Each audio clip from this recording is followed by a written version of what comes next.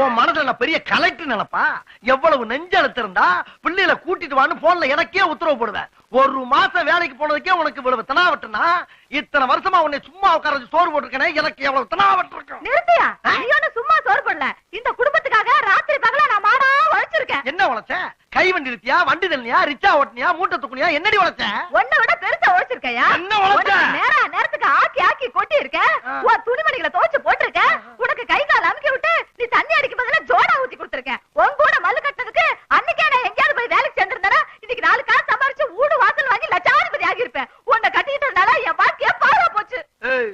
என்னடி ரொம்ப ஓவரா அடுக்குற? போட்ட வாயில பல்லெல்லாம் பொறி மாதிரி சதறிடும். போடுவேன். என்ன என்னடி?